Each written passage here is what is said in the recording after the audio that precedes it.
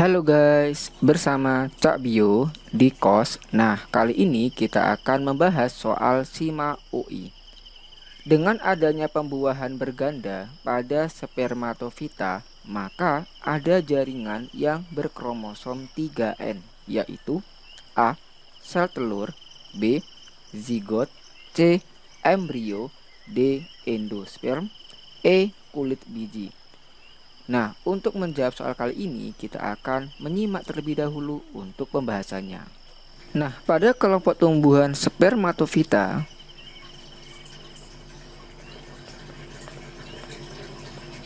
ini adalah kelompok tumbuhan yang bereproduksi menggunakan biji ya, dari kata sperma, yaitu biji. Nah, berdasarkan kelompoknya, ini dapat dibagi menjadi dua kelompok ya. Yang pertama ada kelompok tumbuhan berbiji terbuka atau yang kita kenal sebagai gimnosperme. Dan ada kelompok tumbuhan berbiji tertutup atau yang kita kenal sebagai angiosperme.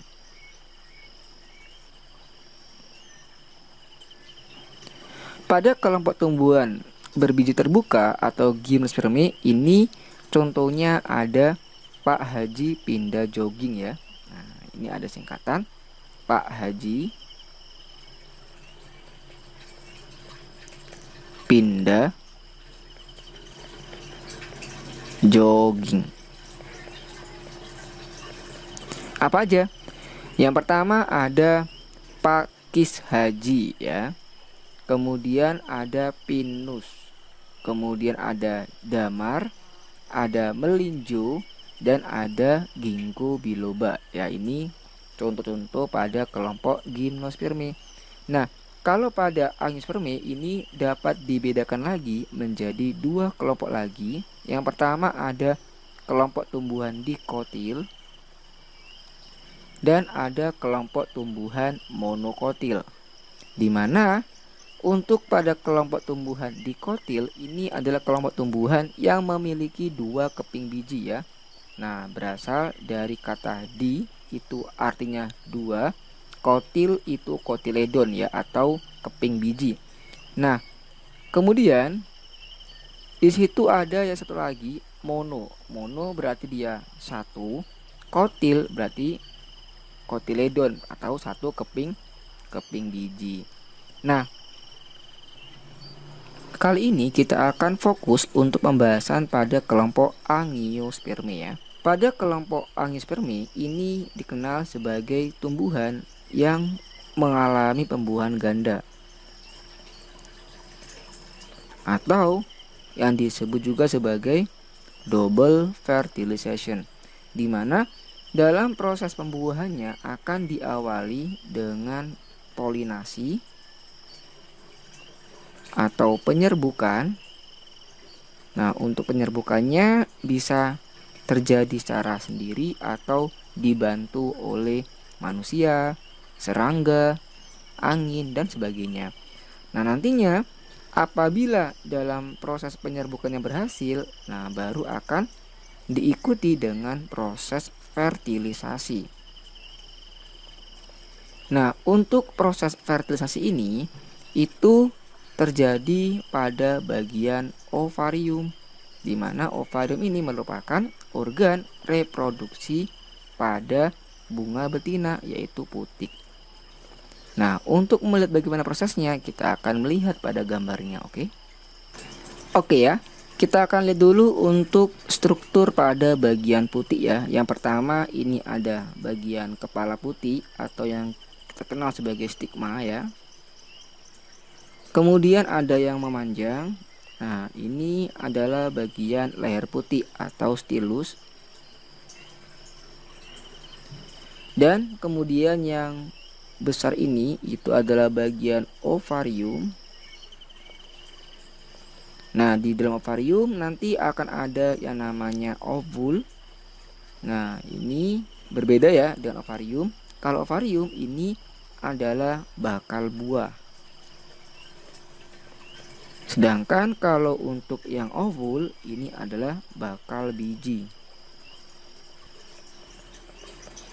Kemudian di dalam bagian ovarium terdapat celah ya, yang kita kenal sebagai mikrofil.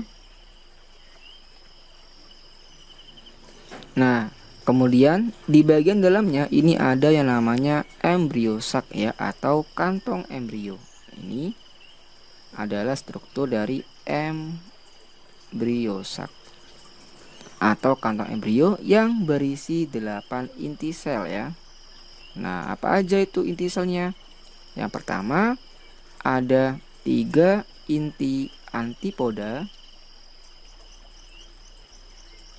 Kemudian ada inti polar.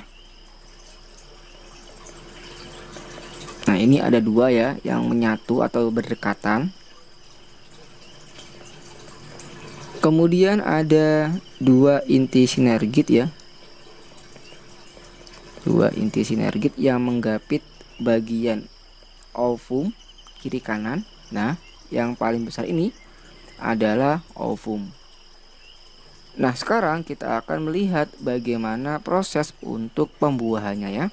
Oke, jadi tadi akan diawali dengan polinasi ya, atau penyerbukan. Nantinya polinasi ini untuk indikasi atau indikator keberhasilannya, yang pertama, polen itu jatuh pada bagian stigma ya. Nah, jadi ketika di sini polen sudah jatuh di bagian stigma, kemudian di situ dia cocok dengan pada bagian permukaan stigma, maka nanti polen itu akan membentuk tabung polen ya. Jadi nanti polen ini akan berkecambah dan membentuk tabung polen atau polentum. Yang mana? Yang ini ya. Nah, ini yang memanjang ini adalah polentum. Nah, selama dalam pemanjangan tabung polen ini terdapat 3 inti sel yang bergerak di dalam tabung polen secara berurutan. Yang pertama, di situ ada inti vegetatif. Kemudian ada inti generatif 1 dan ada inti generatif 2 ya. Setelah nanti dia memanjang sampai pada bagian celah mikrofil, nah yang di sini, maka nanti untuk bagian inti vegetatifnya ini akan menghilang atau melebur sehingga hanya menyisakan 2 inti. Yang pertama yaitu ada inti generatif 1 dan yang kedua ada inti generatif 2. Nah, nantinya untuk inti generatif yang pertama di situ dia akan membuahi ovum. Nah, di sini ada inti generatif 1 akan membuahi ovum.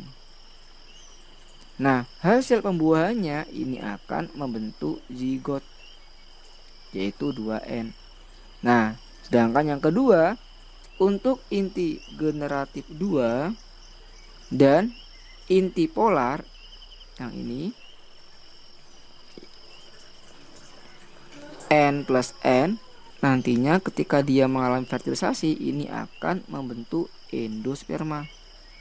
Di mana endosperma atau cadangan makanan dalam biji itu memiliki kromosom 3N. 2N dari inti polar dan 1N dari inti generatif. Nah, sekarang kita akan kembali pada soalnya. Dengan adanya pembuahan berganda pada spermatofita, maka ada jaringan yang berkromosom 3N.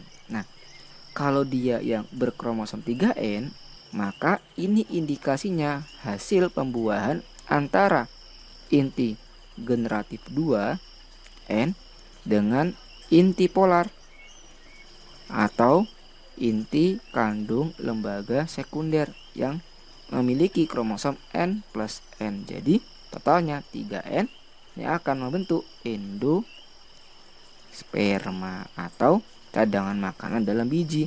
Maka jawabannya adalah yang delta. Kalau untuk yang pertama sel telur, nah ini dia N atau haploid ya. Kemudian zigot, nah ini hasil dari IG1 dengan ovum. Maka dia memiliki kromosom 2N ya. Embrio ini adalah hasil perkembangan dari zigot, maka dia juga 2N. Bulat biji ini adalah sel somatik, maka dia juga 2N. Oke, ngono wayo, tarik ulur semangate. Terima kasih sudah menonton, jangan lupa like, subscribe, dan share ya. Apabila ada perbedaan pendapat atau masukan silahkan komentar di kolom komentar. Bye-bye.